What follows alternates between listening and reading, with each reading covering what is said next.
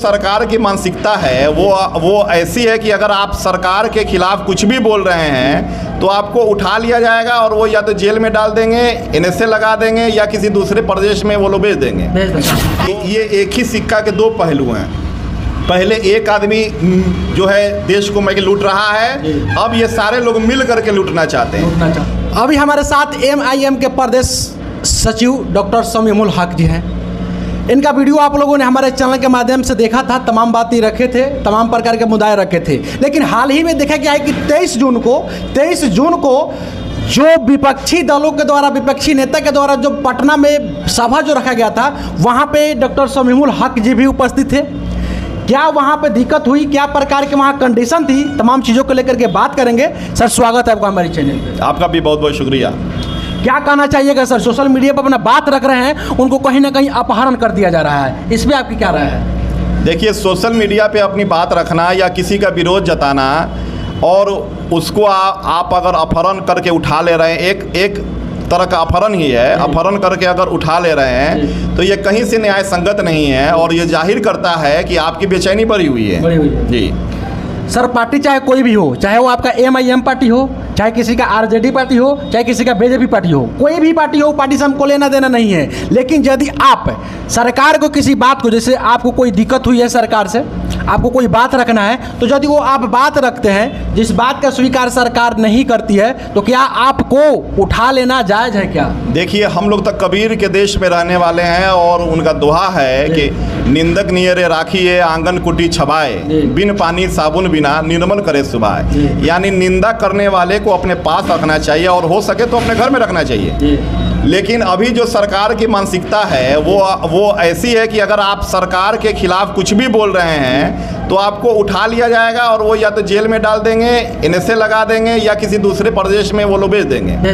तो ऐसा नहीं होना चाहिए। सोशल मीडिया एक माध्यम है और ये हमें संविधान ने हमें हक दिया है कि हम अपनी बातों को रख सकें। और ये सोशल मीडिया पे जाने का मतलब ये नहीं है कि हम वहाँ लाठी लेकर के खड़े हैं। हमको अपने बात रखने का अधिकार है और उसका एक बहुत अच्छा प्लेटफार्म है सोशल मीडिया। जी।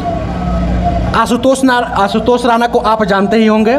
उन्होंने तमिलनाडु के मुख्यमंत्री का बिहार आने का जैसे ही उनको खबर लगा, कहीं ना कहीं पूरी बिहार जो है जागरूक है, जिन्होंने मनीष कश्यप का सपोर्ट करता है। उन्होंने जैसे ही खबर रखा कि तमिलनाडु के मुख्यमंत्री MK स्टालिन जा रहे हैं, तो उनको एक hashtag MK Stalin go back का उन्होंने सोशल मीडिया पर ट्रेंड कराया, जिससे उनके विपक्ष पार्टी जो है उनको लगा कि ऐसा नहीं करना चाहिए। ठीक है, यहाँ तक ठीक है, लेकिन यदि वो आए बिहार में, उनका जैसे ही एंट्री हुआ, जा करके घेराव करते, उनको कुछ बात रखते, तब उनको उठा लिया जाता। बिना परमिशन को वो कोई बात रखते तो उनको उठा लिया जाता। लेकिन बिना कोई परमिशन के, और वो भी बताया है अपने सोशल मीडिया के माध्यम से बताया है कि हमको प्रशासन के द्वारा कोई दिक्कत नहीं हुई, उनको जो सुविधा मिलना चाहिए वो सुविधा मिला।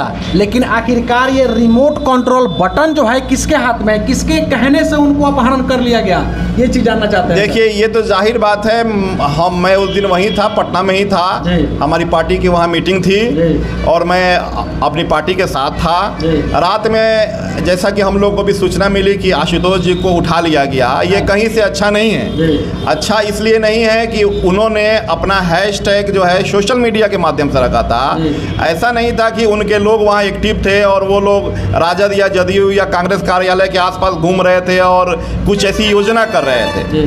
तो हैशटैग पर उनको उठा लेना, वो भी जो है सिविल ड्रेस में और बिना उनके घर के लोगों को जानकारी देना, जैसा कि उन्होंने सोशल मीडिया पर भी कहा। मैंने देखा था कि उनके घर के लोग को भी जानकारी नहीं थी कि वो कहाँ हैं।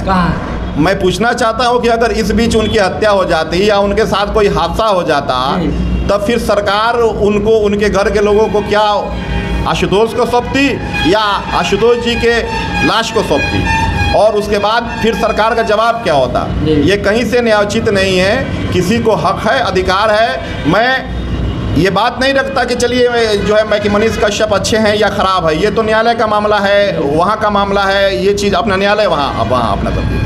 लेकिन आशुतोष जी को या किसी को भी, किसी भी बिहार के या भारत के किसी भी आदमी को ये अधिकार है कि वो अपनी बात रखे उसके सपोर्ट में या उसके विरोध में। तो इस तरह से अगर सरकार करेगी तो ये फिर इंसाफ कहाँ होगा? बिल्कुल। आपकी आंखों देखा हाल है, आप वहाँ पे मौजूद थे। आप आशुतोष राणा का बात हटाइए, वहाँ की कंडीशन क्या थी, स्थिति क्या थी वहाँ के? देखिए, वहाँ की स्थिति ये थी कि ये एक बहुत ही गुप्त रूप से मीटिंग रखी गई थी और इस मीटिंग की सबसे जो है दुर्भाग्यपूर्ण बात ये थी कि इस मीटिंग से मुसलमानों को और दलितों को, इन दोनों चेहरा को अलग करके रखा गया था कि ये लोग क्या साबित करना चाहते हैं कि भारत के दलित और भारत के कि मुसलमान क्या उस लायक नहीं है, या वो लोग भाजपा के साथ जो है कि मिले हुए हैं। हम लोगों की पैदाइशी जो है, हमारी पार्टी की पैदाइशी भाजपा के खिलाफ होती है। हम लोग शुरू से भाजपा के खिलाफ रहते हैं, भाजपा की नीतियों के खिलाफ रहते हैं और हमको भी दावत नहीं दिया। और दलित की जो सबसे बड़ी लीडर हिंदुस्तान की है बहन मायावती जी, उनको भी दावत नहीं दिया, बदरुद्दीन अजमल साहब को दावत नहीं दिया और 3-3, 4-4 स्टेट के सीएम को दावत नहीं हुआ, उड़ीसा के सीएम को दावत नहीं था, तेलंगाना के सीएम को जो है अपना दावत नहीं था, आंध्रा के सीएम को दावत नहीं था। तो ये लोग क्या सिर्फ उन लोगों को जमा कर रहे थे कि जो इनके सामने बुद्ध बन के खड़े रहे?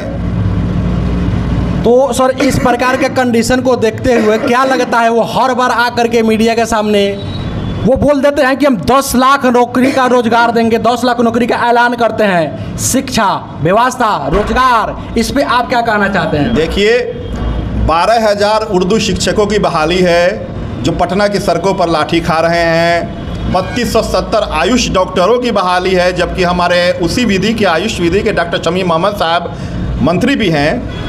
3270 आयुष की बहाली है, उस पर सरकार का कोई जवाब नहीं है। 12,000 उर्दू शिक्षकों की बहाली है, उस पर कोई जवाब नहीं है। स्वास्थ्य विभाग में नर्सों की बहाली है, उस पर सिर्फ विज्ञापन है और किसी तरह की बहाली नहीं है। जो शिक्षक बहाल हैं उनको बीपीएससी का एक ठो अलग से उनको बैठाया जा रहा है। तो ये बहाली 20 लाख जो इन्होंने वादा किया था कि मैं प्रति वर्ष 20 लाख बहाली दूंगा, तो वर्ष बीतने दीजिए और इनको वाइट पेपर पर शो इनको करना ही होगा, क्योंकि MIM बिहार में बेखौफ है और हम लोग उनसे पूछेंगे कि वाइट पेपर शो कीजिए।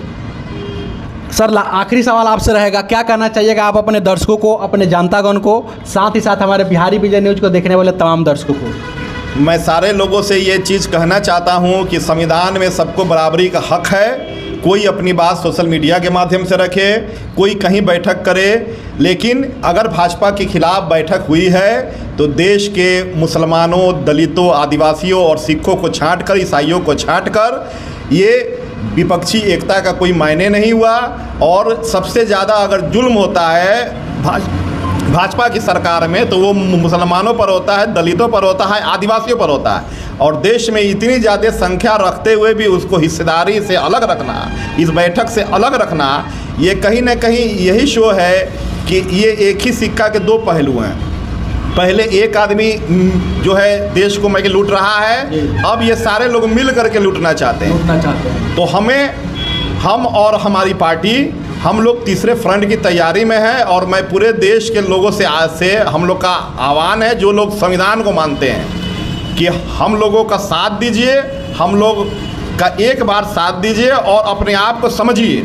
और मैं बिहारी न्यूज़ के माध्यम से हिंदुस्तान के सारे मुसलमानों, दलितों, आदिवासियों, सिखों, ईसाइयों और वो वर्ग जो शोषित हैं, आपने देखा होगा कि बिहार में राजपूतों पर भी नरसंहार हुआ, यादवों पर भी नरसंहार हुआ और ये सरकार कुछ नहीं बोली। बिहार शरीफ 3 दिन तक जलता रह गया, ये सरकार अब तक वहाँ गई भी नहीं दौरे पर, लेकिन ये लोग मीटिंग रखेंगे, कभी शिमला में, कभी बिहार में। तो इन सब से ऊपर उठिए और आपको आज देश को सोचना होगा कि हमको हमारा अधिकार चाहिए, तो हमें संविधान मानने वाली पार्टी का ही साथ देना होगा। बाकी हमारे साथ थे डॉक्टर शमीमुल हक जी, इन्होंने अपनी बात रखा, अपनी मानसिकता रखा। इनकी तमाम बातों को सुन करके अपना राय क्या बनता है कमेंट बॉक्स में ज़रूर बताइएगा और वीडियो को खूब ज़्यादा शेयर करने का प्रयास कीजिएगा। तब तक के लिए जय हिंद, जय बिहार।